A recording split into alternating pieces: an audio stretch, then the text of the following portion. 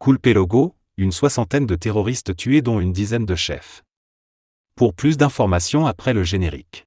Bienvenue sur la Ligue planétaire.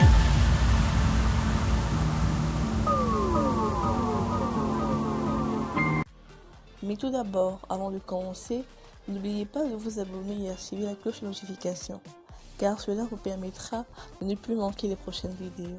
Let's go!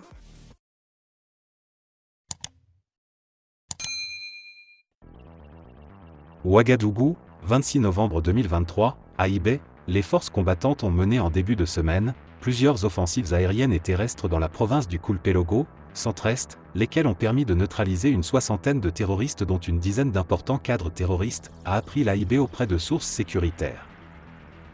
Suite à l'attaque, le 19 novembre 2023, d'une position des VDP à Kogloré, près de Ouargla, par des terroristes affiliés au groupe dit de soutien à l'islam et aux musulmans, GSIM, l'armée burkinabé a engagé des offensives. Après plusieurs jours d'assaut terrestre et aérien, le bilan provisoire est déjà fort appréciable. En effet, selon les sources de l'AIB, on dénombre une soixantaine de malfaiteurs tués.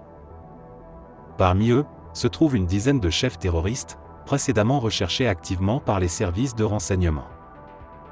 On peut citer Nourdine, Diao Djibo, Bandé Issa Hassan, Abou Ourra, Rouledeni et Abdul Galiki, tous des cadres de la base d'Abdul Bachirou mais qui officiaient dans la forêt de Nouao.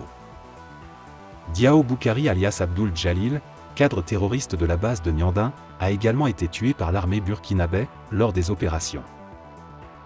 Notons que le nommé Abou Ourra, 27 ans, a dirigé plusieurs attaques contre des positions de VDP à Bané, à Oumnoguin, à Ouargla, à Yargatanga et sur la RN 17 dans les environs de Sablogo. Enfin, Abou Ourra a conduit des opérations de déguerpissement de villages dans les communes de Bitou, Bané, Lalgué, Ouargla, Sanga et Yargatanga. D'après les interlocuteurs de l'AIB, les forces combattantes continuent de maintenir la pression sur les criminels dans tous les groupements de forces. Au terme de la visite du Premier ministre du Faso, un communiqué conjoint a été signé entre les deux parties. Concernant les questions politiques et diplomatiques, le document indique que le Conseil conjoint présidé par les deux premiers ministres s'est félicité du réalisation globale de la transition au Burkina Faso et au Mali. Il a également salué les concertations régulières entre les autorités des deux pays sur les questions d'intérêt commun.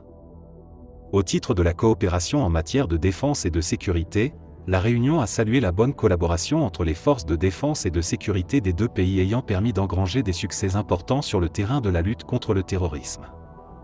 À cet effet, elle s'est félicitée de la création de l'Alliance des États du Sahel, AES, qui renforcera, sans nul doute, la stratégie globale et les capacités opérationnelles des forces de défense et de sécurité dans la lutte contre les groupes terroristes sur les territoires des pays membres.